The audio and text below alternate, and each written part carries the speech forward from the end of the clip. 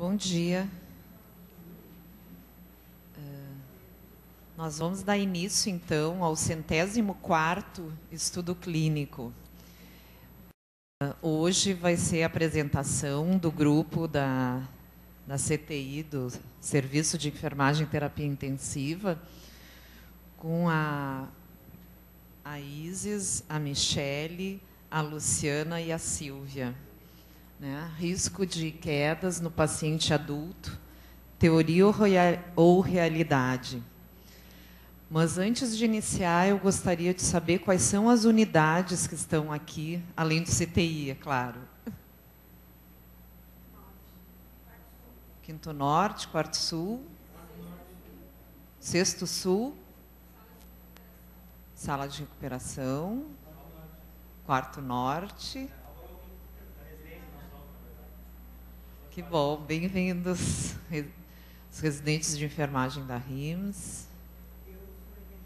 Emergência, Betina Emergência. Quem mais? Radiologia, Escola de Enfermagem. Alguma outra unidade? Bloco cirúrgico. Radioterapia, opa, bem-vinda. Mais alguma unidade? Tá ótimo, então. E quem é auxiliar e técnico de enfermagem? Duas hoje. Tá, ok. Os residentes, enfermeiros. Tem algum aluno? Hoje não. Bom, nós vamos, então, dar início. Tem alguém que está vindo pela primeira vez? Então, para vocês que estão chegando, tem um período de apresentação em torno de 40, 50 minutos, em torno disso, e depois nós vamos abrir para a discussão. Como diz o nome, é estudo clínico. Então, para a gente poder estudar um pouquinho juntos. Então, com você.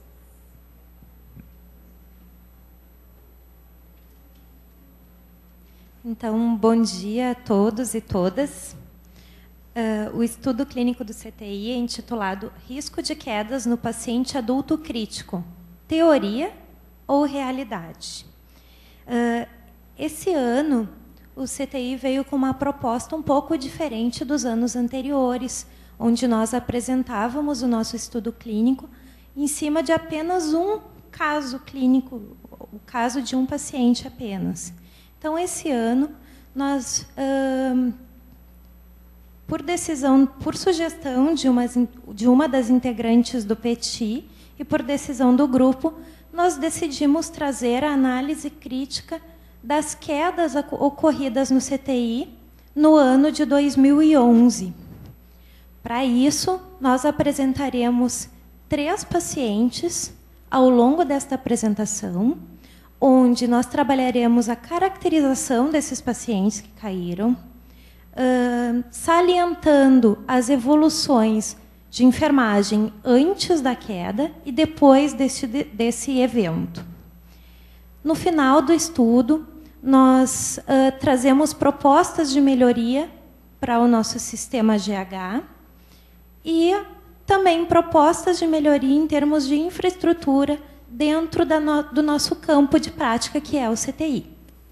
Então, agora eu passo a palavra para a Luciana, que, num primeiro momento, vai trazer para nós um POP, que é o nosso POP de prevenção de quedas.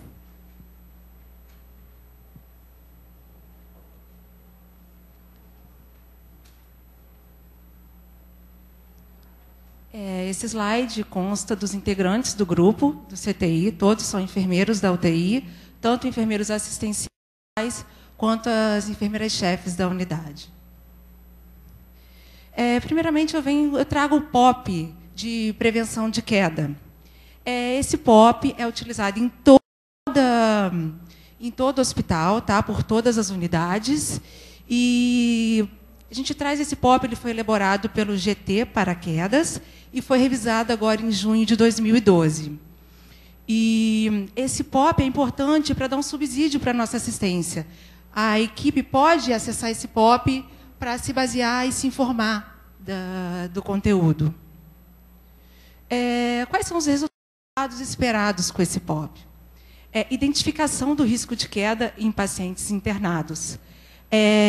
Na UTI, nosso público é adulto, e, nesse caso, a gente utiliza a escala de Morse, tá? Que vocês vão ver mais à frente. O objetivo de redução da ocorrência de quedas, porque nós vamos verificar se realmente esse paciente está em risco de queda e vamos aplicar as medidas preventivas para a queda. A contenção segura, tá? Caso esse paciente necessite, e a prevenção de lesões decorrentes dessa queda, porque pode ocorrer sequelas nesses pacientes. Esse paciente pode ter dano com as quedas. Quem realiza é o enfermeiro, quem preenche a escala, quem avalia é o enfermeiro. E o material é a escala de Morse.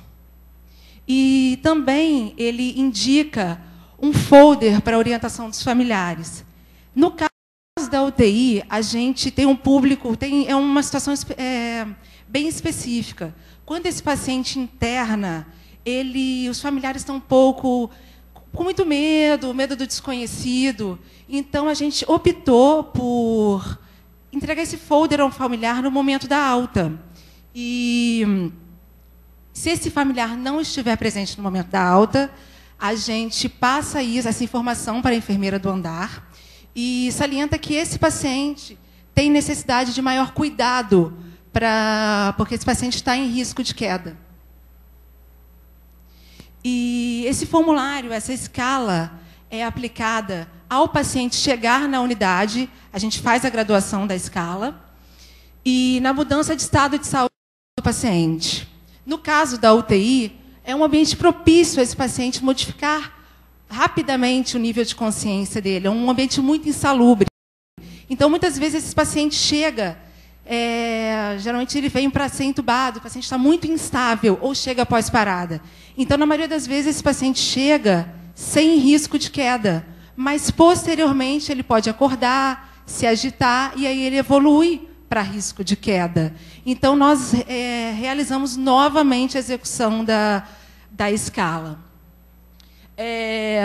Nós também realizamos, quando esse paciente é transferido para a nova unidade, nós graduamos novamente a escala e sinalizamos para a enfermeira do andar se esse paciente está em risco de queda. Após a ocorrência da queda, nós também realizamos a escala e, de acordo com a pontuação da escala, nós instalamos as medidas preventivas de queda, se esse Morse for maior ou igual a 45. E tudo isso nós registramos em prontuário.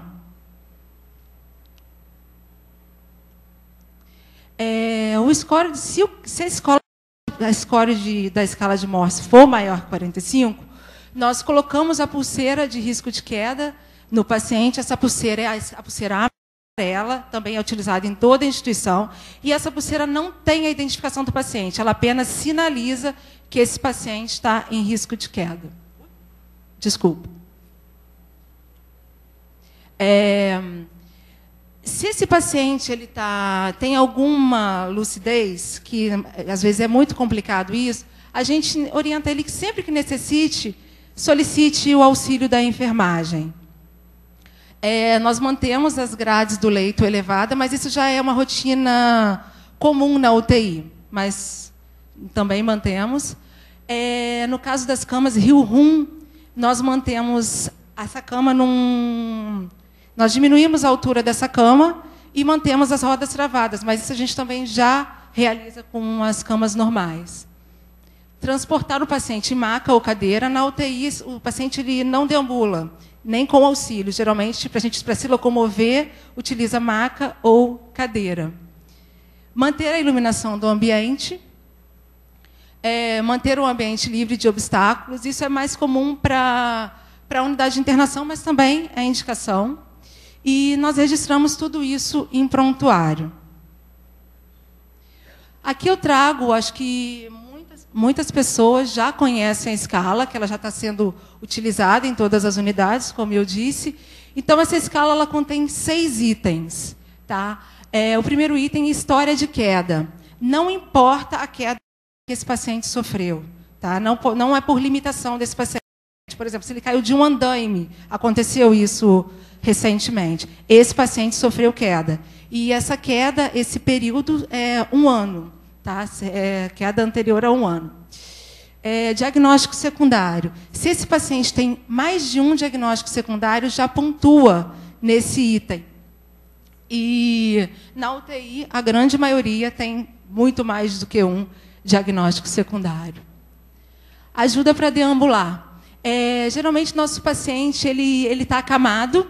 Tá? Então, geralmente, na UTI, nesse item, nossos pacientes não pontuam. Acesso venoso. Todos os nossos pacientes pontuam nesse item, porque todos os nossos pacientes possuem acesso venoso.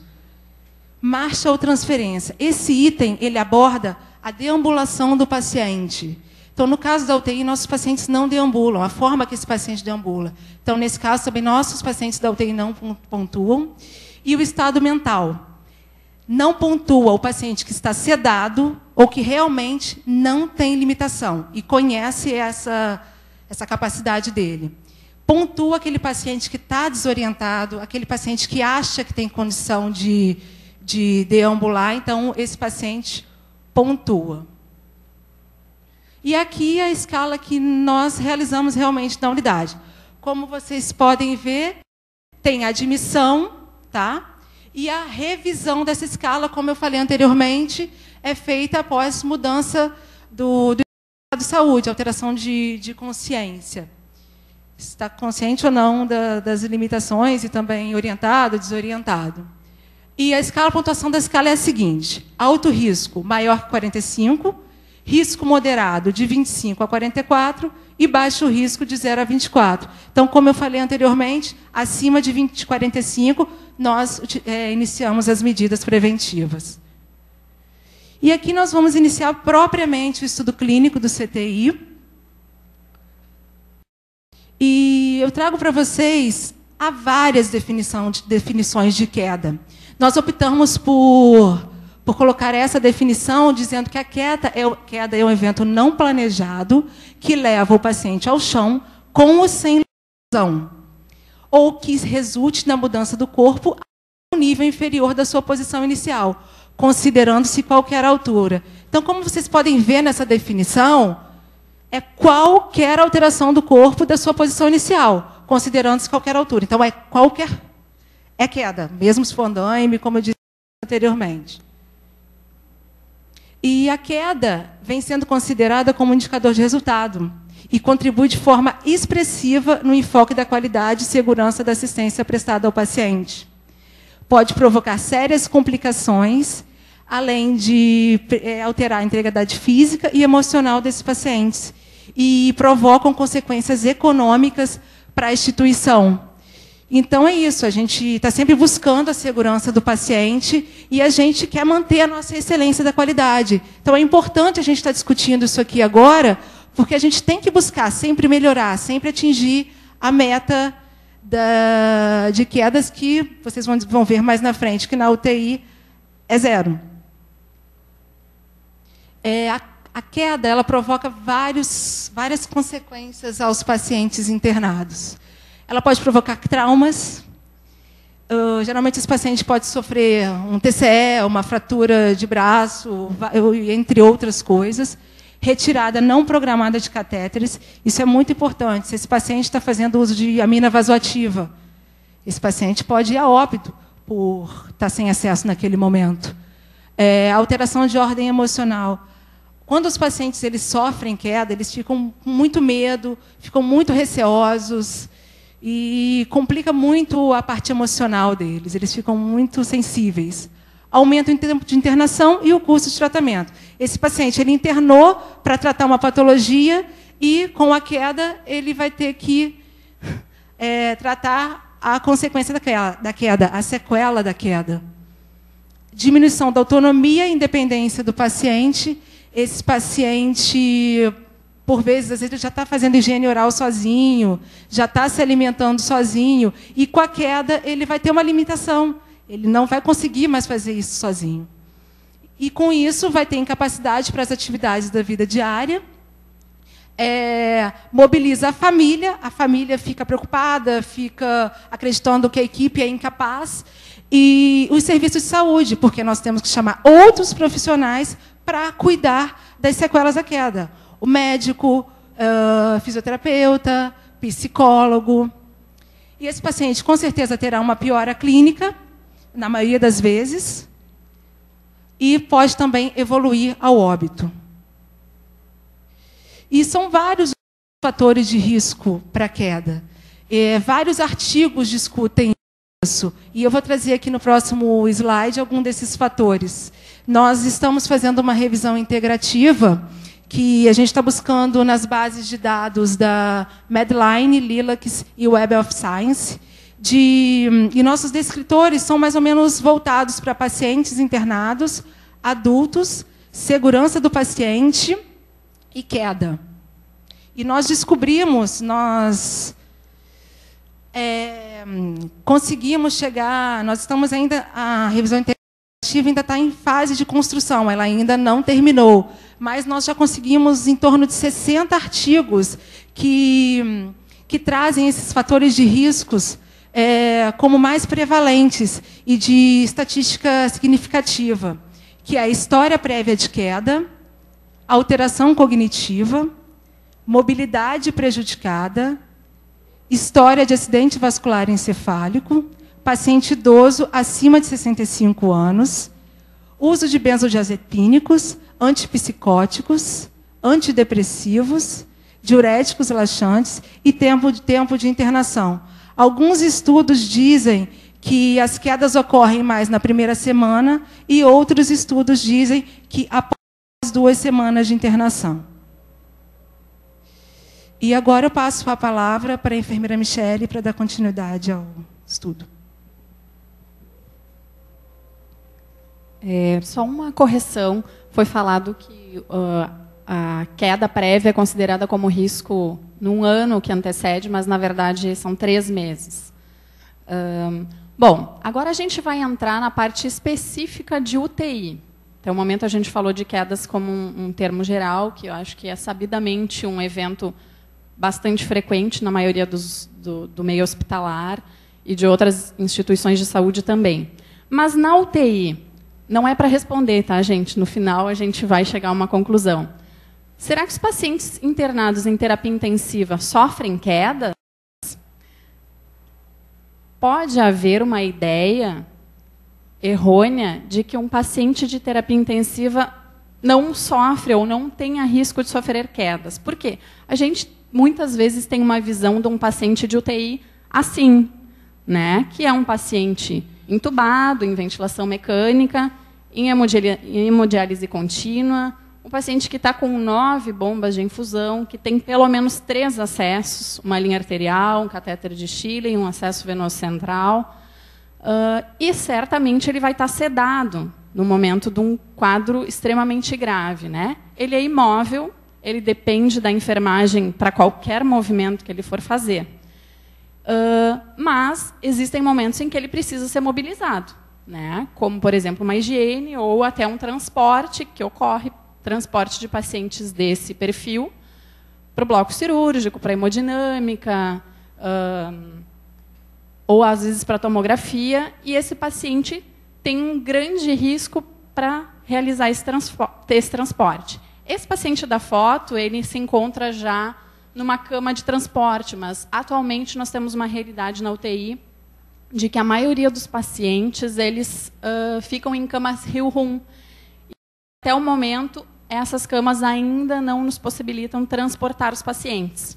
Então, nós precisamos trocar esse paciente de cama com todos esses dispositivos que o cercam, né? E esse é um procedimento extremamente delicado. Embora pareça uma coisa simples, passar um paciente de uma cama para outra, na UTI é um momento complexo, né, em que nós temos que transferir ele. Isso exige uma gama de profissionais, não só da enfermagem, muitas vezes o médico acompanhando, e uma série de cuidados especiais também. Esse paciente, será que ele cai? E se ele cai, vocês imaginem as consequências de um paciente como esse, se ele sofrer quedas, né? Além desses pacientes também, não só esse tipo de paciente é o que compõe uma UTI. Nós também temos, como já foi mencionado, pacientes lúcidos, né? Às vezes entubados, às vezes extubados, que se mobilizam sozinhos, que muitas vezes têm vontade de sair do leito, embora o paciente de UTI deva permanecer quase que 100% do seu tempo no leito, mas nós também temos pacientes que acabam saindo do leito, indo para a poltrona. Então, a gente não tem só pacientes sedados. Então, será que a gente tem risco de quedas na UTI? Bom, antes de responder a pergunta, a gente precisa revisar a meta institucional em relação a esse tema. Prevenção de quedas faz parte do planejamento estratégico do hospital, né? E esse planejamento prevê uma meta de menos de 2 quedas por 1.000 pacientes dia para unidades de internação, porém, para unidades mais críticas, ele prevê 0. Né? Inclusive, no nosso caso, a UTI, nós não devemos ter quedas. E é isso que nós buscamos. Imbuídos disso, inclusive, que pensamos em realizar esse estudo e ir atrás de ferramentas que pudessem nos embasar para abolir realmente as quedas, ou pelo menos tentar minimizar as quedas na UTI, tentando atingir essa meta. Para isso, a gente fez uma revisão da literatura e nos deparamos com poucos artigos que falassem especificamente de terapia intensiva. Mas alguns encontramos, então a gente trouxe 2 que têm alguns resultados interessantes. Né? Esse aqui é um estudo publicado na Revista Latino-Americana de Enfermagem em 2008, e ele fala, é um estudo que chama Indicadores de Resultados da Assistência, Análise de Eventos Adversos durante a Internação. Ele analisa, então, esses eventos aqui. Né? Foram 229 pacientes que sofreram eventos adversos no Hospital de São Paulo. E a queda aparece como o segundo mais prevalente de todos esses eventos no hospital como um todo. A UTI aparece como a unidade onde mais ocorrem eventos adversos, 44,9%. A queda é a menos frequente. Né? Ocorreram só 3 quedas na terapia intensiva, mas elas ocorreram e existem. E como já deu a entender, uma queda num paciente de UTI, em geral, traz consequências bastante severas. Esse outro estudo foi publicado na revista Ciência, Cuidado e Saúde, 2002, chama Iatrogenia na assistência de enfermagem durante a internação em UTI, queda de pacientes. Uma pesquisa quantitativa que entrevistou 91 profissionais de enfermagem que solicitando relatos sobre quedas de pacientes em UTI. Foram 12 UTIs de 8 instituições dos municípios de Londrina e Maringá. O objetivo, então, era descrever as características dessas quedas, né, vendo as situações iatrogênicas que estavam envolvidas. E dos resultados, o que nos pareceu mais importante salientar é que essas quedas estavam associadas com alguns fatores que foram agrupados dessa forma, com alterações do nível de consciência por traumatismo, com o uso de medicamentos e sedativos, que já foi mencionado também na busca da literatura da revisão integrativa que está sendo realizada, problemas neurológicos diversos, e o desejo, foi bastante frequente o desejo de independência do paciente em levantar-se, sair do leito, tanto para atendimento de necessidades humanas básicas, como evacuação e diurese, ou de hidratação, o desejo de beber água. Vocês não imaginam quanto, muitas vezes, o maior desejo que o paciente tem é beber água quando ele não pode. E aí, associado a esses fatores, eles acabam sofrendo as quedas. Buscando também alguma coisa na literatura que nos embasasse em relação à prevenção de quedas, nada foi encontrado especificamente em relação à terapia intensiva, mas sim em termos genéricos. Muitos dos estudos acabam não trazendo resultados significativos, mas esse foi um estudo que trouxe resultados bastante interessantes. É um estudo publicado na revista JAMA, em 2010, chamado Fall Prevention in Acute Care Hospitals. Ele foi um estudo multicêntrico, randomizado, que foi realizado em 4 hospitais de Boston, e o objetivo dele era justamente avaliar a eficácia de uma ferramenta que foi construída por eles, uma ferramenta sistematizada de prevenção de quedas, baseada na escala de Morse. Envolveu 1.264 pacientes, dos quais 5.160 foram num grupo intervenção, 5.104 no grupo controle.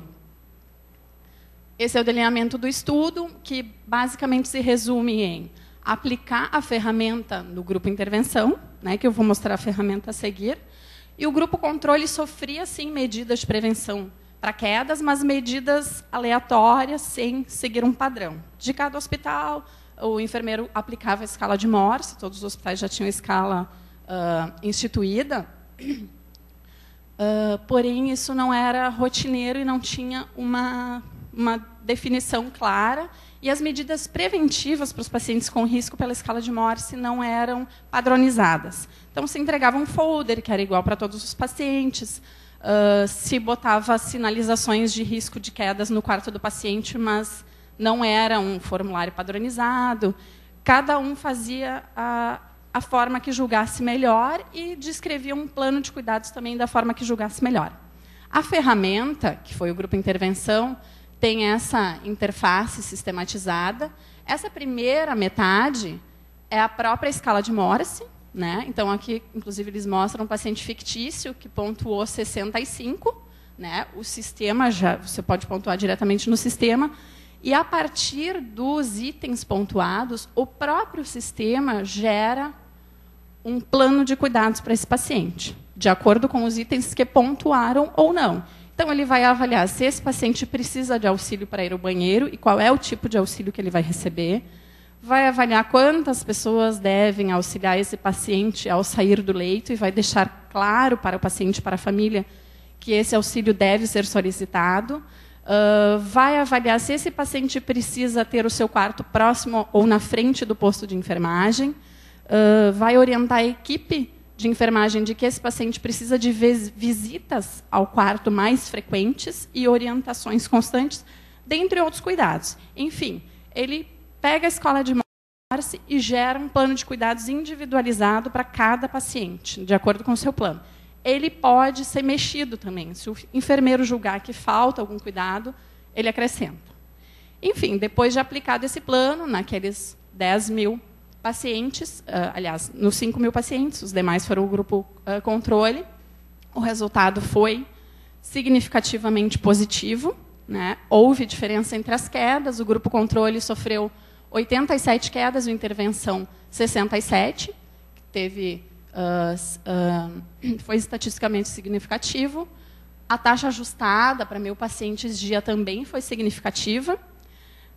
E fazendo uma análise estratificada entre pacientes mais velhos e os jovens, com ponto de corte de 65 anos, se percebeu que a ferramenta foi muito eficaz para pacientes acima de 65 anos. Então, realmente, a ferramenta deles foi bastante importante. E pode servir, talvez, para futuras sugestões de aplicação. Bom, e no Hospital de Clínicas, como que nós estamos? Aqui a gente traz dados recentes de quedas no nosso hospital. Talvez muitos de vocês já tenham visto essas informações. Nós tivemos 415 quedas em 2011, o que dá uma taxa de 1,61 por 1.000 pacientes dia. Temos aqui a taxa por mês até o mês de agosto. Temos um aumento aqui, o que pensamos que pode estar relacionado ao início da implantação do nosso protocolo, o que normalmente aumenta a notificação. Talvez não seja efetivamente um aumento do volume de quedas. E a taxa nesse ano está em 1,83. Bom, nós temos dados completos, então, de 2011, que desses 415 casos do Hospital de Clínicas como um todo, nós tivemos, sim, quedas em UTI. Então, o paciente em UTI cai. Embora estejamos lutando para que isso não aconteça. 5 foram as notificações dos pacientes internados. Nós fomos buscar essas 5 notificações através dos nossos formulários de eventos adversos e também da busca no prontuário do paciente. Identificamos que uma dessas quedas ocorreu em outra unidade do CTI, quando o paciente foi fazer um procedimento fora do CTI. Então, não foi uma queda dentro da unidade de terapia intensiva. E uma outra, o paciente já tinha sido transferido para o quarto. Mas, no sistema, ele ainda não tinha sido transferido, então a queda ainda constou para o CTI. Então, efetivamente, 3 quedas em 2011 ocorreram dentro do CTI. E são essas 3 quedas, então, que nós vamos relatar agora.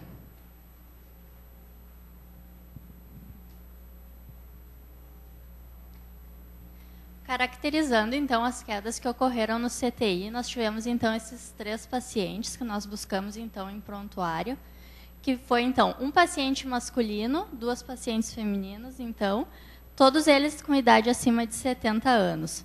O que a gente viu, então, né, conforme os dados da literatura, que é um fator de risco, né, paciente mais idoso tem, então, mais risco de quedas. Tudo que estiver grifado em azul são dados que são significativos na literatura, mas que não pontuam na escala de Morse.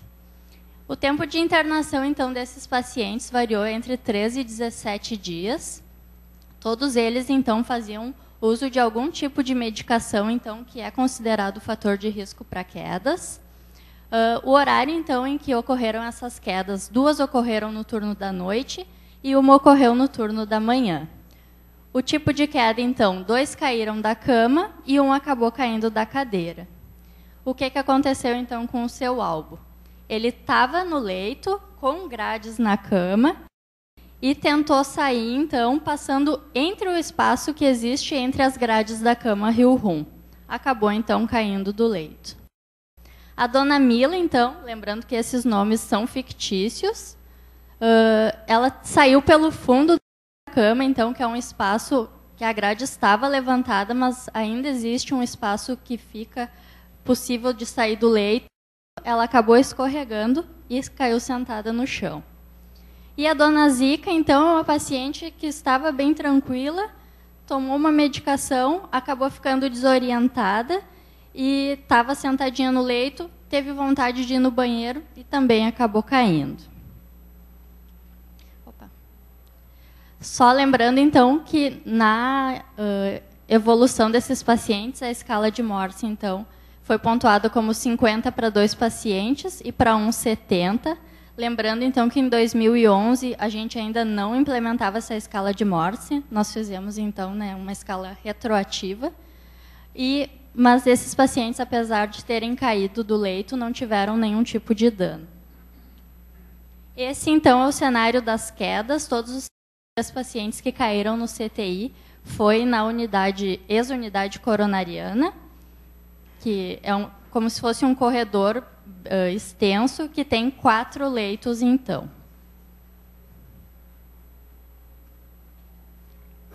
Descrevendo, então, cada uma das quedas. Esse é o paciente albo, então, 72 anos, idade avançada, que internou por dor torácica, permaneceu internado no CTI por 19 dias, tinha história prévia de tabagismo, DPOC, hipertensão, então ele já tem diagnóstico secundário, que é um dos critérios de pontuação da escala de Morse, e então na internação ele já recebeu um score de 50. Aqui é a evolução de enfermagem antes da queda. O que está grifado em vermelho, então, são os critérios de pontuação da Morse. Então, ele tem acesso venoso, ele precisa de auxílio para se mobilizar, além do diagnóstico secundário, que estava no slide anterior. Essa é a evolução, os diagnósticos, então, que foram levantados para esse paciente na internação. Não tem o diagnóstico de risco de quedas, então. Mas, como conduta, a gente tem ali vigiar sensório, que é uma das intervenções que são vinculadas ao diagnóstico risco de quedas, mas que não foi levantado nesse momento. E essa é a evolução de enfermagem, então, do evento queda, que o paciente, então, ele conseguiu sair do leito. Vou mostrar para vocês a foto, então, do espaço que existe. Por esse pequeno espaço, então, que tem entre as grades, o paciente conseguiu sair do leito. E, então, apresentou queda ao solo devido à fraqueza muscular, então, não conseguindo sustentar o seu próprio peso. Ele estava inquieto, parcialmente orientado, Lembrando, então, em vermelho os critérios da Morse, e urgência intestinal, então, são dados encontrados na literatura. A conduta que foi tomada, então.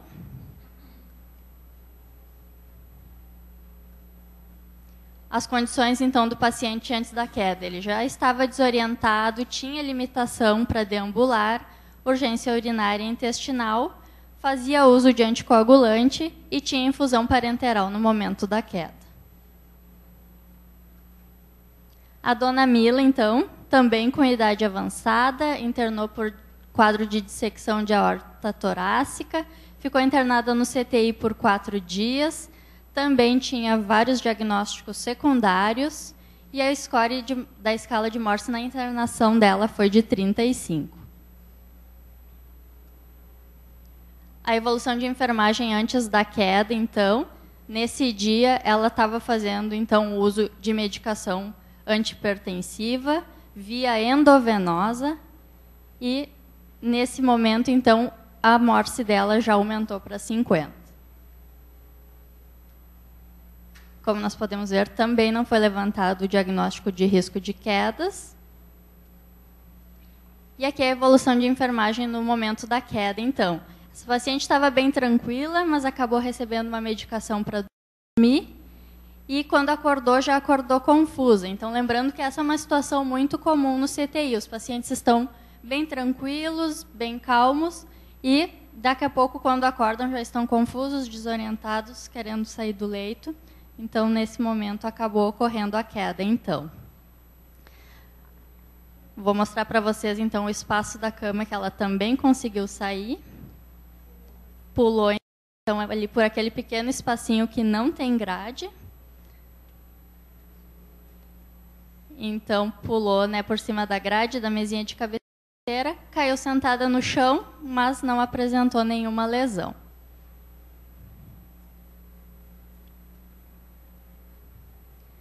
Após isso, ainda fez mais medicação, então. As condições dela, então, antes da queda, a paciente acordou desorientada, então, após receber medicação para dormir, e fazia uso de infusão parenteral no momento da queda. E a dona Zica, então, de 87 anos, também idosa, com um acidente vascular encefálico, e hemiplégica direita, o que já tinha, então, dificuldade de mobilização. Permaneceu internada no CTI por 4 dias, também tinha diagnóstico secundário, e o score dela na internação da escala de Morse já foi 70. A evolução de enfermagem antes da queda, então, alerta, tranquila, mobilizando os 4 membros, tinha acesso central e a escala, então, ficou em 70. Também não tem risco de queda, mas tem, então, como conduta vigiar sensório e manter contenção mecânica protetora nos membros superiores, que são intervenções que são do diagnóstico risco de quedas, mas o risco de quedas não foi levantado. A evolução, então, do evento, a paciente, então, acordou bastante confusa e também tinha acesso venoso, força motora diminuída, então, no membro superior direito. E aqui também, então, só salientando, mais uma vez, o cuidado prescrito e o diagnóstico não levantado. Aqui, então, só para... a gente não tirou uma foto, mas tem essa cama e do lado dessa cama foi colocada uma poltrona. Então, é nesse pequeno espaço que os pacientes são colocados. Então, ficou uma poltrona ali do lado, ela acabou levantando, querendo ir no banheiro e acabou caindo. A condição da paciente, então, antes da queda, desorientada, limitação para deambular pela força diminuída, teve urgência urinária intestinal e fazia uso de anticoagulante.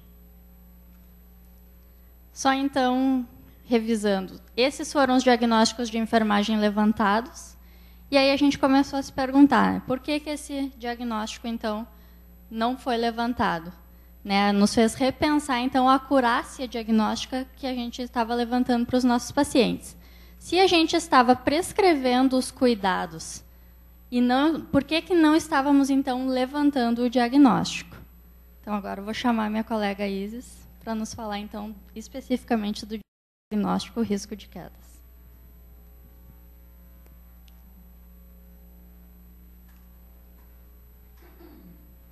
Bom, pessoal, então, aqui a gente trouxe o diagnóstico risco de queda, que desde ontem, então, no sistema, a Vera já modificou, estava risco de queda, e é risco de quedas, já foi arrumado, que nós temos no sistema, que possui esses fatores de risco que estão,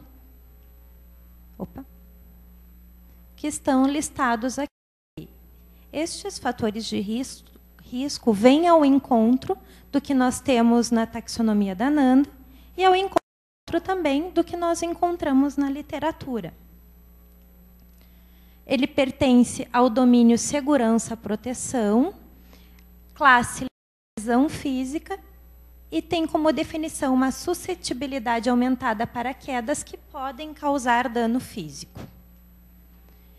Aqui nós destacamos os fatores de risco da Nanda, que são divididos em fatores de risco ambientais e cognitivos, que é estado mental rebaixado, é apenas esse termo que está descrito na Nanda, e fatores de risco fisiológicos. Em azul, aqui nós temos destacados os fatores de risco que os nossos 3 pacientes que sofreram queda em 2011 apresentaram. E também como fatores de risco, medicamentos. Alguns medicamentos listados aqui, os em azul também os nossos pacientes estava prescrito para os nossos pacientes e foi administrado. Idade acima de 65 anos como um outro fator de risco prévio. Então, esse estudo ele foi um pouco diferente dos anteriores, foi até um desafio para o grupo, porque nós estávamos acostumados com um tipo de estudo clínico e a gente se propôs a fazer um estudo diferente, onde nós revisássemos casos de pacientes que sofreram quedas no ano anterior.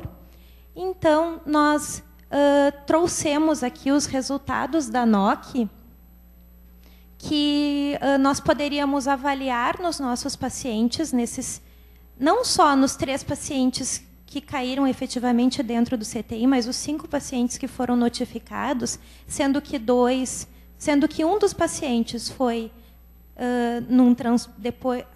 durante um transporte e o outro paciente foi depois de ser transportado.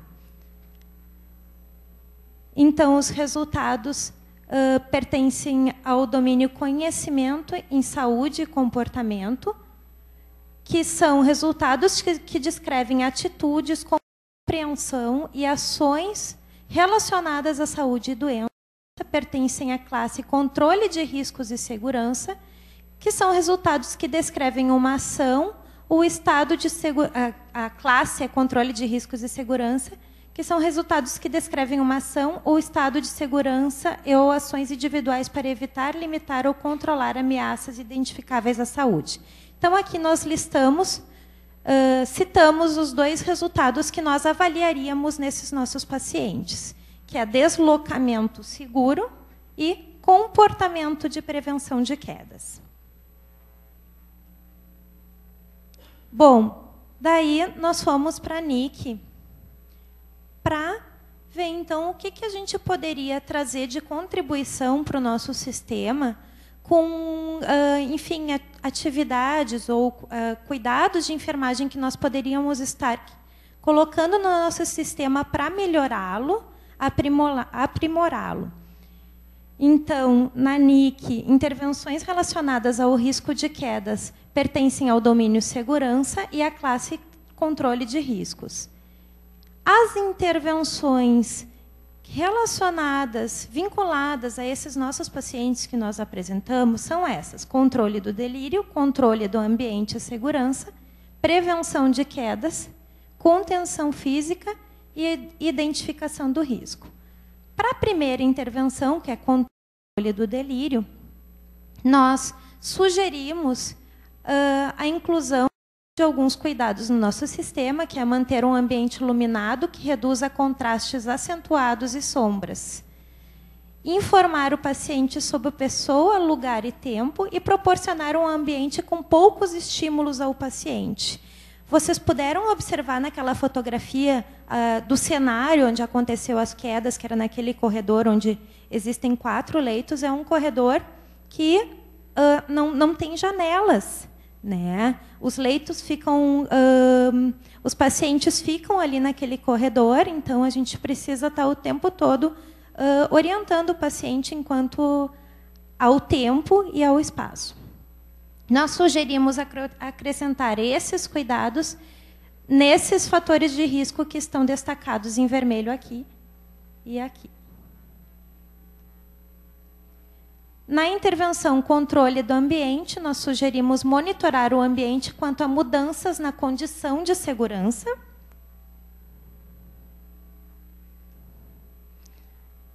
Na intervenção prevenção contra quedas, nós sugerimos monitorar o modo de andar, o equilíbrio e o modo de fadiga com a deambulação, colocar a cama eletrônica na posição mais baixa, sugerir calçados seguros.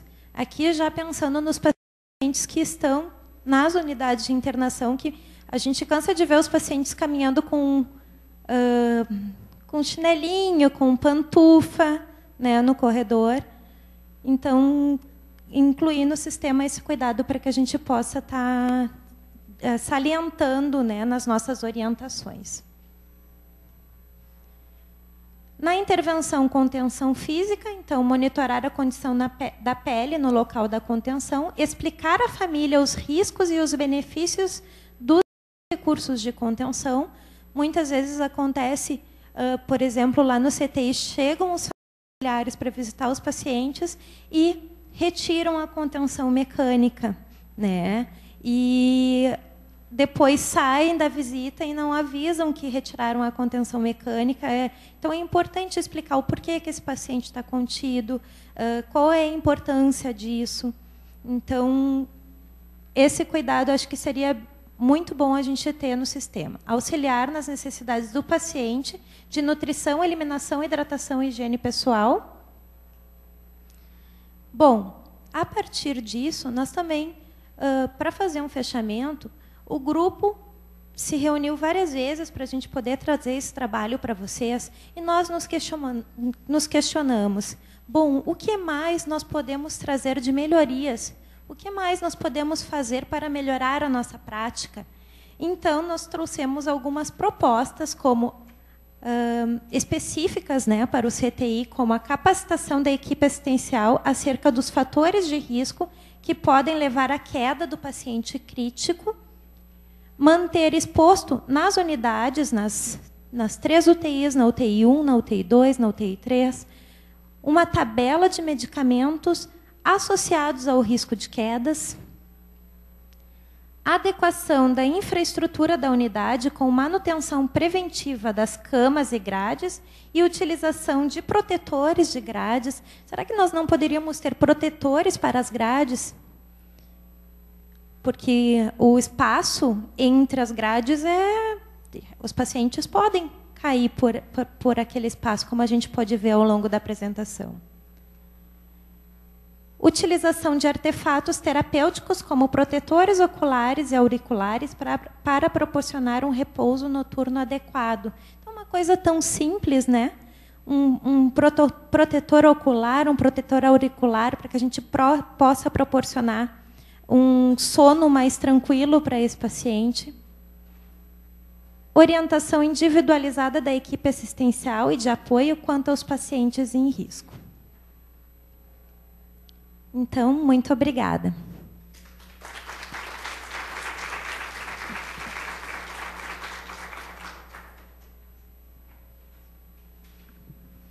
Obrigada às colegas do CTI. Eu gostaria de parabenizar a apresentação pela qualidade, pela abrangência, né, do tema, mas também pela profundidade com que ele foi preparado. Chegaram outras pessoas depois, eu sempre esqueço de me apresentar. Eu sou Miriam, sou professora da Escola de Enfermagem e coordeno a Comissão do Processo de Enfermagem, que é a comissão que promove os estudos clínicos. Nós, até já divulgando, essa semana, ou semana passada, saiu publicada a tradução da última edição da NANDA, que é dos diagnósticos de 2012 e 2014. Então, nós estávamos olhando aqui, já vimos, porque tem a questão da tradução, né? Quando vocês, a Isis colocou ali que um dos fatores de risco era o estado mental rebaixado, aqui ele já está estado mental diminuído. Então, já melhorou. É um pequeno detalhe, mas já faz diferença, né? Bom, esse é o momento, então, de nós abrirmos para a discussão. Eu gostaria de saber quem está do grupo Paraquedas está aqui, além da... Acho que, então, é a Vera, a Luciana e eu. Acho que até para dar um retorno para o grupo, por que nós escolhemos a escala de Morse para implantar. Porque, como vocês puderam ver pela apresentação, por exemplo, essa escala não contempla um fator de risco que é bastante importante, que é o uso de determinadas medicações.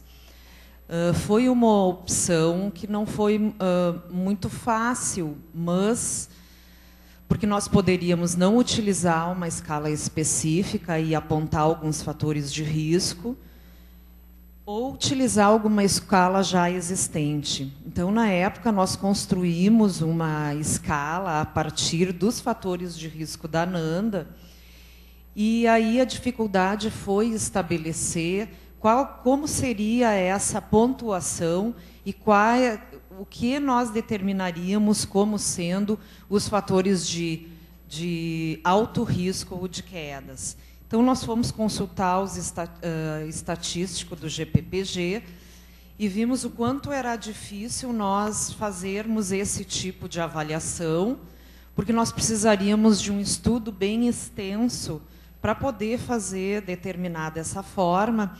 E isso, então, só corroborou o projeto de tese de doutorado da Isis, que é a construção e validação de uma escala de risco de quedas, porque todas que nós encontramos na literatura, elas tinham, acho que a Isis pode falar até um pouco melhor, mas em termos de especificidade ou valor preditivo, eles eram questionáveis, mas ainda é a escala mais utilizada e onde tem mais publicações a respeito.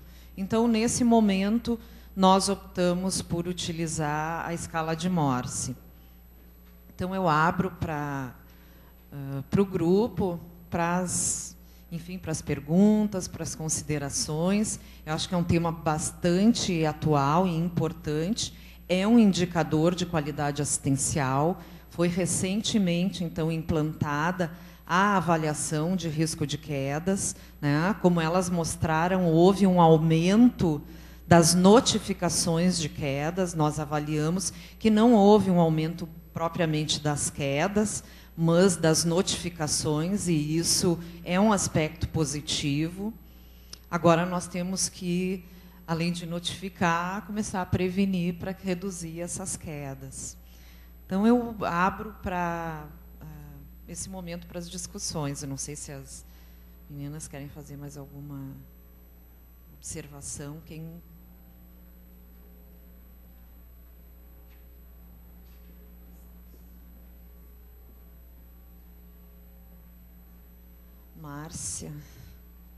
Márcia do bloco cirúrgico. Acho que não está, não sei o que houve com esse.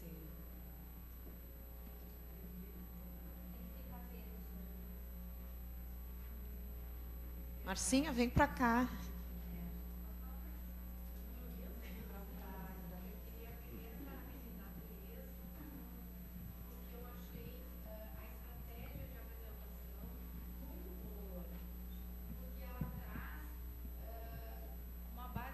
ela traz uma base bibliográfica do que os outros estão fazendo e do que está existindo. Então, essa alternativa de trazer as informações e ver o que a gente está fazendo, achei fantástico, porque só endossa um fazer. Então, muito legal a criatividade, o desafio de fazer diferente e mostrar uma nova maneira de aprender. Escutando isso, que eu digo, realmente, o paciente, a pergunta para mim seria assim, ó, o paciente não cai na CTI. olhando a referência, não, ele pode cair. E aí, vendo como que ele caiu, dá para perceber que a gente tem alguns furos em relação a equipamentos.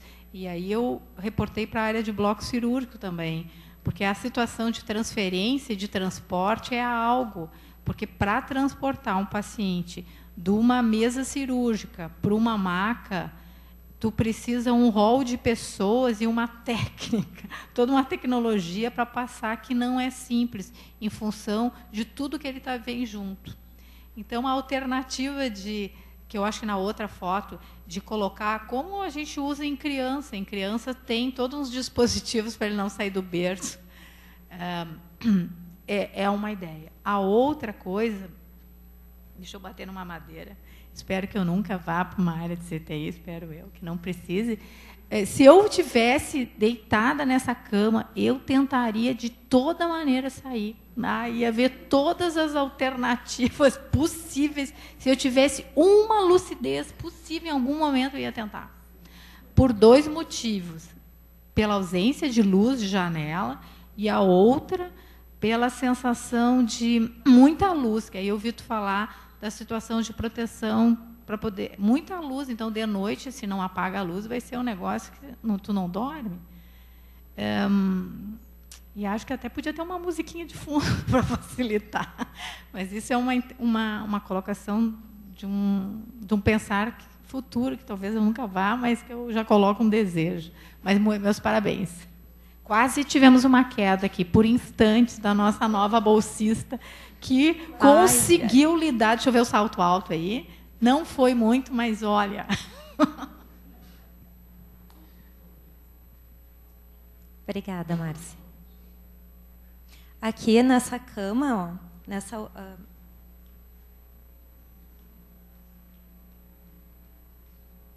essa outra cama, que são as camas de metal mecânicas que a gente transporta os pacientes, né?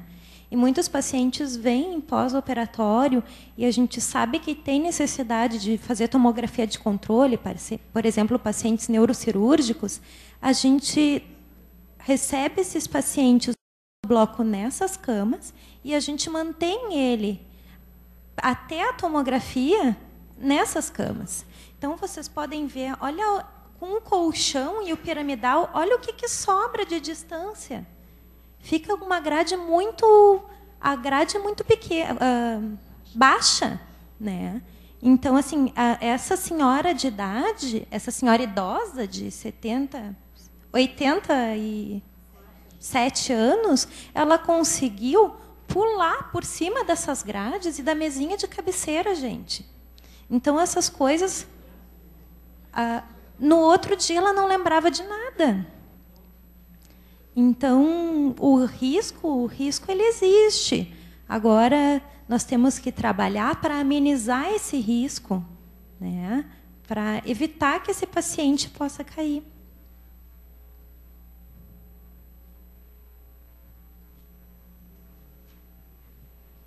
Quem mais, gente?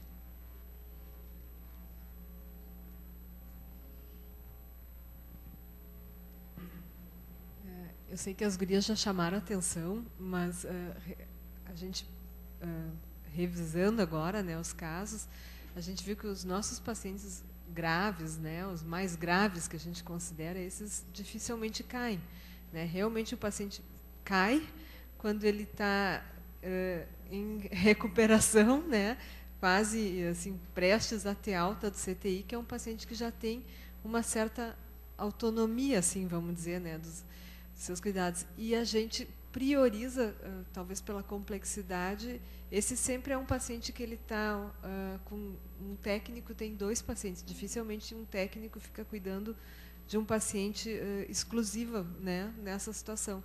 Então, vários momentos, esse paciente está sem o olhar de alguém, né, direto, assim como a gente tem os outros pacientes mais graves, que sempre tem alguém olhando, né, sempre tem, ele está em campo visual sempre. Então, isso serviu de um alerta, assim, de tudo que a gente viu. Nós tivemos ainda depois dessas quedas, agora mês passado, uma outra queda de um paciente que era tetânico, né? Ficou bastante tempo conosco, o paciente tetânico, então ele tem que ter proteção de luz e de som. Ele estava num quarto de isolamento e durante todo o período mais crítico dele, do tétano, ele ficou, né, todo o quarto protegido. A gente protegeu, inclusive, no isolamento, a parte de cima, para que não entrasse nenhuma luz, né, e não teve nenhum risco, quer dizer, risco. Ele estava mais sedado, então ele não caiu. Quando que ele caiu, né? Quando ele estava já reduzido muito a dose de diazepam, né? Ele já tinha autonomia, alguns cuidados, e ele pediu para, de noite, ele já estava falando, pediu que ele gostaria de dormir, que não atrapalhassem o sono, né? E ele estava no isolamento, ficou a cortina fechada, a luz apagada, e no meio da madrugada ele levantou, e depois a gente conversou com ele. Ele sentou na cama e foi puxar, sentiu frio, né? Exatamente, porque tem o ar-condicionado mais forte no isolamento e de noite diminui o número de pessoas, intensifica, né? Ele sentou na cama e foi puxar a coberta que estava no pé da cama. E quando ele puxou a coberta, quando ele sentou, ele possivelmente ficou tonto, por algum motivo ele caiu de cabeça por essa pontinha ali onde não tem grade, né? E teve fez uma lesão cortocontusa, teve que ser atendido no meio do plantão, né? Cortou o lábio superior aqui. Então, também, assim, a gente levou pontos, né? Não, não tem...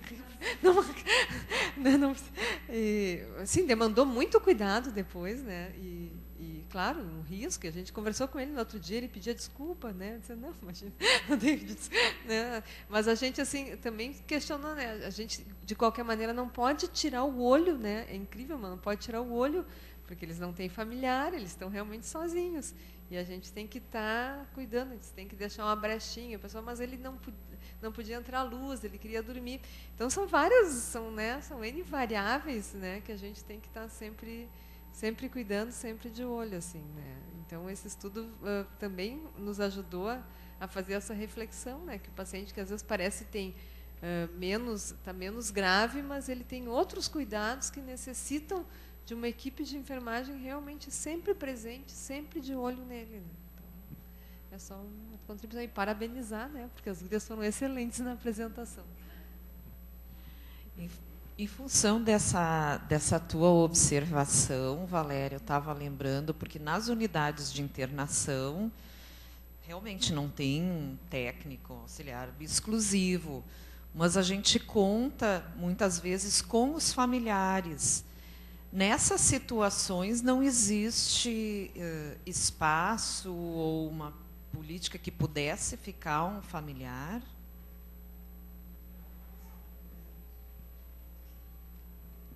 São duas situações, assim. Os familiares, eles são bem, mas assim, acho que eles estão muito cansados, às vezes, pela internação, né? Esse paciente ficou bastante tempo internado, né? Não que eles estivessem acompanhando, mas é uma situação de estresse familiar muito grande, né?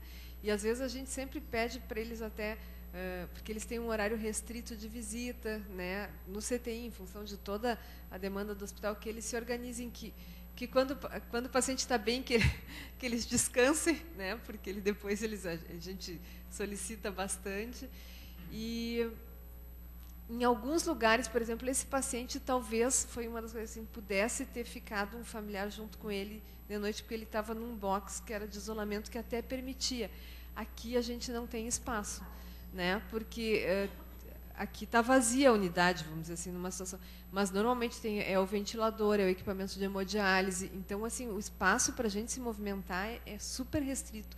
Qualquer urgência nessa unidade aqui, nesse corredor, qualquer urgência com o paciente é um caos, né? Assim, para sair com a maca, a volta que a gente tem que fazer aqui, tem que tirar todos esses utensílios, né, mesa, tudo, sai tudo para poder passar com a maca do paciente. É bem complicado, né? Sai batendo o suporte do soro na cortina, tu tem que cuida do paciente, cuida de tudo que está agregado, né? E cuida para não bater nos outros ainda. Então tem uma área física que limita muito isso, mas talvez se possa pensar nessa situação de deixar um familiar, talvez quando ele estiver melhor, se o espaço comportar. Existem alguns boxes que comportam, né? Foi uma das coisas que a gente falou. Esse paciente também, depois a gente questionou que talvez a gente pudesse ter colocado ele numa Rio Room, porque ela baixa, e talvez ele tivesse caído, mas ia cair de uma altura menor, mas a gente também não tem Rio Room para todos, e a gente ainda, né, nós vamos ter, e a gente prioriza ainda a Rio Room para aquele paciente que está acamado, né, que não consegue se mobilizar para evitar úlcera de pressão. Então, esse paciente também já não era a prioridade da cama. Então, são vários, bem isso, né? São variáveis. Talvez o familiar aí tivesse ajustado, mas ele ficou muito tempo internado e a família estava bem desgastada já. Assim. Eu acho assim, o familiar sempre é importante e decisivo. A gente que trabalhou o protocolo de sedação, de analgesia e delírio, a gente viu isso. Mas eu acho que, nesse contexto desse paciente em especial, talvez o familiar não fosse fazer tanta diferença se era um momento dele de estar dormindo, né? E eu achei muito interessante a questão das medicações. Ele estava fazendo uso, provavelmente, de diazepam. Quer dizer, então, ele vai acordar de uma maneira diferente, vai acordar... Enfim, eu acho que, nesse contexto que a Valéria falou, talvez, não sei, a minha opinião seria... Não seria decisivo o familiar nesse contexto, mas acho que sim, que a gente tem que trabalhar a questão das quedas e tem que trabalhar a avaliação do delírio. Acho que na UTI a gente usa muita medicação que vai propiciar isso. Enfim, eu quero só parabenizar as gurias, eu gostei muito do estudo e a gente falar dessas coisas também nos faz repensar, sempre faz, né? Repensar o nosso fazer, o nosso saber. E quantas vezes a gente vê situações, realmente o paciente que está menos grave, talvez aquele que é menos, a gente vai dar atenção, porque a gente tem outras coisas importantes. A gente está muito, às vezes, focada na medicação, muito focada no cuidado com higiene, e esquece coisas que a gente tem que orientar o paciente, quanto a dia, noite, enfim. Parabéns, gurias. Em relação a esse paciente tetânico, foi muito bem lembrado, ele utilizava benzodiazepínico, e o que a gente salientou na apresentação, que esse paciente altera o estado de consciência. Em alguns momentos ele está lúcido, e em outros ele acaba desorientando. E é importante também falar isso, a questão que tinha que manter o ambiente escuro para esse paciente. E alguns artigos, a gente chegou a pegar um artigo que dizia isso mesmo, o paciente, quando está em recuperação, quando ele está mais lúcido, acaba a equipe, ele está melhor, então aquele técnico vai ajudar. Isso está descrito em artigo, vai ajudar o colega num paciente mais crítico, e aí acaba acontecendo as quedas nesse momento, que o paciente ficou sozinho por ele estar mais lúcido, mais capaz, e aí ele vai ajudar um outro colega. E é importante também a gente ter um outro olhar. Eu acho que é importante a gente estar discutindo isso aqui hoje. Está com benzodiazepínico, vai ter que estar com ambiente escuro. Acho que a gente vai ter um outro olhar sobre o paciente para a gente poder... esse paciente está em risco, ele tem que ter uma atenção também maior para ele. Só para destacar assim, o uso de benzodiazepínicos nessa revisão integrativa que a gente está fazendo, é o medicamento que é apresentado em estudos assim mais robustos, né, como um dos principais fatores de risco de quedas.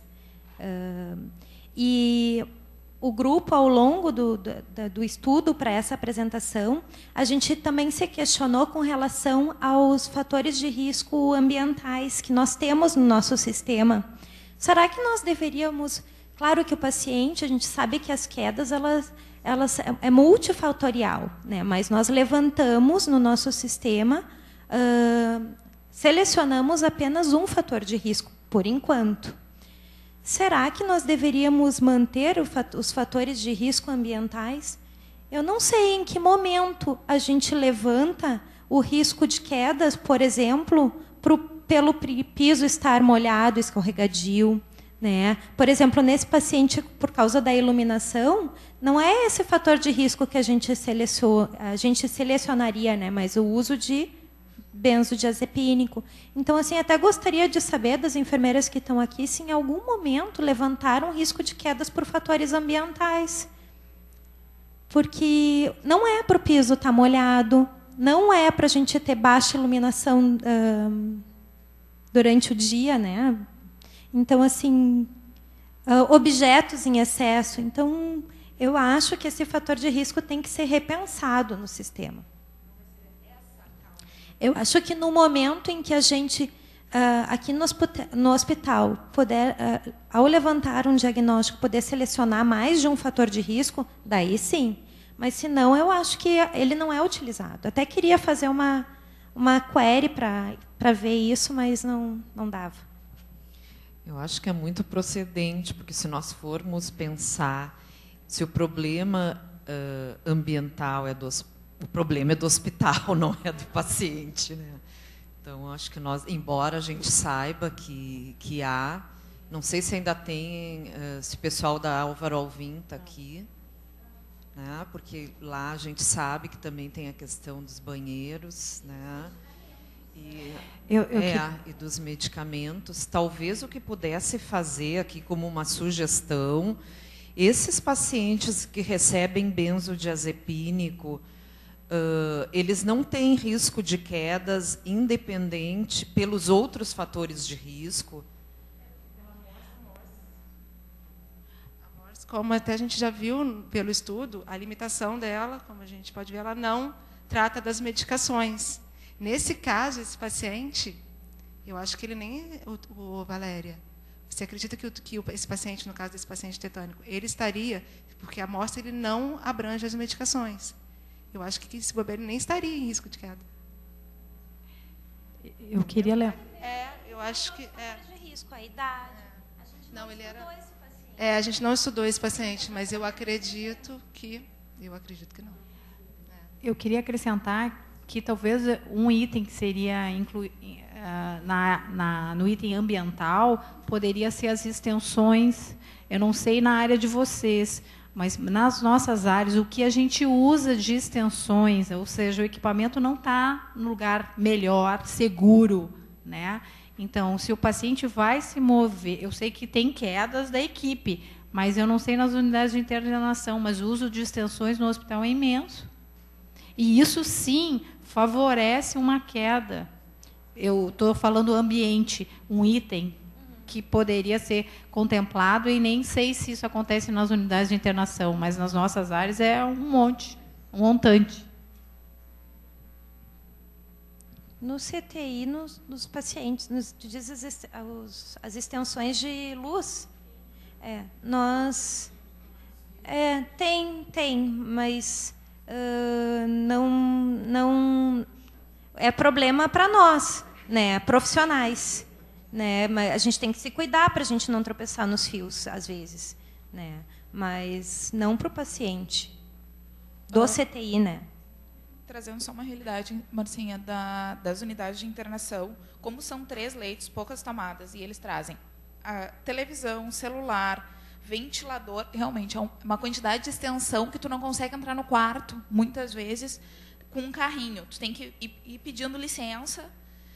Então, é bem complicado para os familiares, inclusive, circular dentro dos quartos unidade ala norte. Eu acho que a professora também pode trazer ali na ortopedia, onde os pacientes ficam bastante tempo internados, eles trazem a casa para o hospital.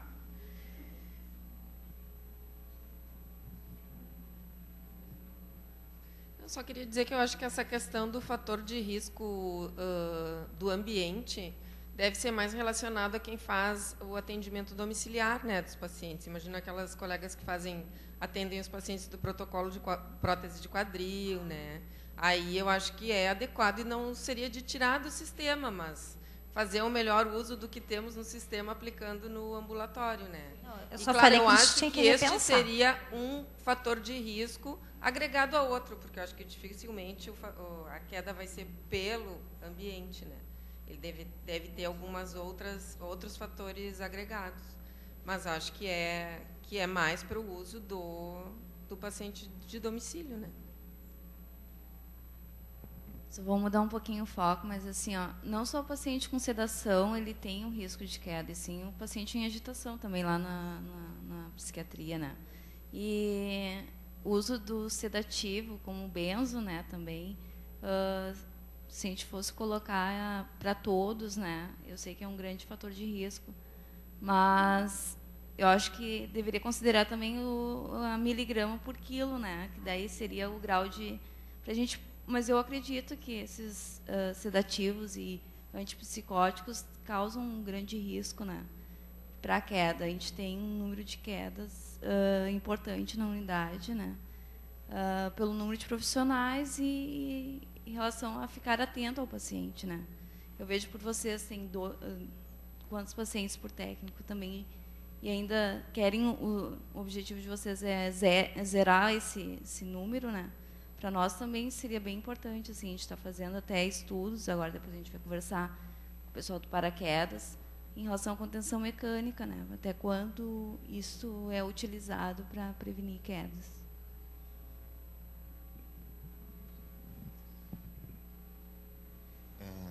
Parabéns, né, novamente aos colegas, né, que apresentaram. Acho que foi uma revisão, um estudo muito abrangente, realmente, e que nos instiga a pensar no cenário que hoje a UTI, né, na busca de não ter quedas, o cenário que hoje nós temos presente. Eu acho que é constante isso, a gente está aprendendo por vários fatores, né, mas muito se resgata. Hoje a gente compreende muito a questão do delírio no paciente, principalmente pacientes internados em unidades cardíacas, né, o quanto isso impacta e quanto que podemos atuar com ações não farmacológicas, inclusive descrito até pela colega, né. Eu não gostaria de ficar num local desse. Bom, teria 24 horas para elaborar um plano de fuga, né, praticamente 24 horas, porque realmente é um ambiente extremamente hostil, né, para qualquer um de nós. Então, acho que a gente está aprendendo muitas coisas, até mesmo do uso de ação não farmacológica, né, de preservar o sono, de trazer outros resgates. E sim, hoje eu acho que a terapia intensiva, principalmente as unidades com a nossa característica, onde temos pacientes muito graves, e do lado um paciente que não é tão grave, mas que tem risco de queda, quão desafio é tratar uma clientela com características tão específicas. Talvez sugerir a infraestrutura, né, de ter possibilidade de transferência do paciente quando ele estivesse em risco de queda, né, e de ter pacientes graves realmente com um grau de complexidade dentro de um núcleo.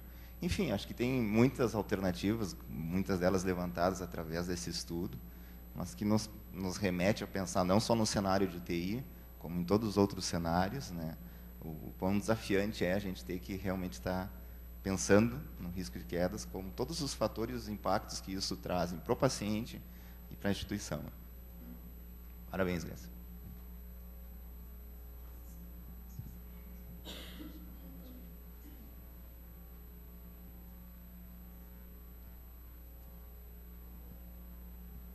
Mais alguém, pessoal? Bom, eu quero parabenizar as colegas. Eu gostei muito da apresentação do estudo, principalmente porque focou na enfermagem, no risco, na queda e no risco de quedas. E também colocou assim, bom, pacientes que tinham risco, que acabaram caindo e que não tinham o diagnóstico levantado. Então, chamando a atenção para que a gente possa olhar mais os diagnósticos que a gente tem aberto para os nossos pacientes. E também estava olhando aqui e me chamou a atenção a escala que nós estamos utilizando, que é a escala de Morse, para o indicativo do risco de quedas. Ela não considera fatores ambientais e nem medicamentos. A gente sabe que tanto medicamentos como questões do ambiente, fatores ambientais, são concorrentes, sim, para as nossas quedas, pela nossa ficha de qualificação de quedas. Então, a gente tem se eu não estou enganada, em torno de 12% de quedas por questões ambientais, piso molhado, enfim, falta de barra de segurança, as questões das grades que estão no ambiente, então, que do CTI também poderiam ser fatores concorrentes. E a questão do medicamento. Então, o que me ocorreu assim? Bom, nossa escala de indicativo de risco não está pensando esses dois tópicos, ambiente e medicamentos. Mas, uma vez tendo o indicativo de risco pela nossa escala, e a gente, então, abrindo o diagnóstico risco de quedas, a gente precisa prestar atenção nesses outros dois fatores concorrentes, que é a questão do ambiente e a questão do uso de medicamentos. Então, talvez, eu não sei como a gente pode pensar isso, ou como a gente pode fazer isso, ter um alerta maior, então, para pacientes que já têm o indicativo de risco pela morse e ainda tem mais fatores concorrentes, como a questão dos medicamentos, a questão, enfim, das grades do leito, de fazer a proteção ou não. Então, são coisas para a gente ir além. E que bom que tem pessoas já interessadas em fazer trabalho de doutorado, enfim, de mestrado, que a gente estimule mais pessoas a fazerem trabalhos em relação a isso. Porque o que a gente encontra na literatura é muito do ambiente extra-hospitalar. É bem pouco do ambiente intra-hospitalar, embora já tenha, sim, alguns trabalhos. Então, parabéns, gurias, eu gostei bastante. Bom dia. Bom, eu lamento que eu cheguei no fim por outro compromisso, mas do que eu ouvi dos colegas, certamente o trabalho de vocês foi maravilhoso, eu tenho certeza que sim. A minha fala vai só no sentido assim, de colaborar em relação ao que a Isis trouxe de fator de risco. Eu estou orientando a Melissa, que é mestrado, ela deve defender em breve. E a gente viu que os fatores relacionados, a gente estudou todos os pacientes, com um cálculo amostral, que eu não sei dizer exatamente quantos pacientes, acho que foi 300 e pouco, se não me engano. Todos os pacientes que tiveram o diagnóstico risco de quedas levantado no ano de 2011, antes da gente instituir aquela ficha que preenchia, né? A gente não botou os dois para não dar viés, porque a gente imagina que depois daquela fichinha talvez se levantasse diferente o diagnóstico. Então, a gente estudou antes da fichinha. Mas todos os pacientes que tiveram risco de quedas, basicamente o fator relacionado esteve ligado às questões de mobilidade, da mobilidade, né? Muito pouco ligado à questão de medicamento, nada do ambiente. E nós também queríamos fazer uma análise de ver quantos desses pacientes que tinham o diagnóstico, quantos tinham caído, e fazer um perfil. Só que dos 300 e poucos que tinham o diagnóstico, 5 ou 6 tiveram queda. Então, a gente não conseguiu fazer uma análise estatística, né? Então, ficou a pergunta, né, que a gente vai discutir. Abrir o diagnóstico previne mais, né? Para a gente poder fazer esse comparativo, a gente teria que estudar um mesmo cálculo amostral, e a gente pode fazer isso, de pacientes que caíram e não... Aliás, estudar pacientes sem o diagnóstico e ver quanto destes caíram, né, para poder fazer um comparativo. Mas a gente pode inferir que os que não têm o diagnóstico caem mais do que os que têm, né? E vocês hoje corroboram, de certa forma, essa minha inferência, porque nenhum dos que caíram tinha o diagnóstico. Então, nas unidades, a gente estudou as unidades clínicas e cirúrgicas. Então, a gente infere que a abertura do diagnóstico ajuda a prevenir, porque muito poucos pacientes caíram, né? Mas a gente não pode afirmar, né? E eu acho que a gente está em época de implantação da Meta 6, que é a prevenção da queda, e eu quero aproveitar e já fazer um convite para vocês para levar esse trabalho também para o clube de revista. Apesar do clube ser voltado mais para a literatura, mas eu vi que vocês têm uma bagagem também, eu sei que a Isis tem. Então, eu já quero deixar um convite, daí eu vou organizar com a Aline, que está coordenando, para também levar, porque eu acho que pega um público também, assim, é para enfermagem, mas às vezes as pessoas que vão no clube não vêm aqui, E eu acho que o momento é muito apropriado pela temática. Então, já queria deixar o convite, depois eu organizo com a Isis, que a gente se encontra mais. Gurias, mas parabéns, tá, por essa apresentação. Obrigada. Obrigada, a gente combina daí, a gente aceita, né, gurias? Mais alguém, gente? Bom, então nós vamos encerrar o nosso 104º estudo clínico e agradecendo mais uma vez as colegas. O de novembro é do Serviço de Enfermagem Médica, se não me engano. Médica, né, Sandra? Que dia ficou? Dia 13 de novembro, aí às 14h30, nós vamos ter o 105º estudo clínico. Já fica aqui o convite. Obrigada.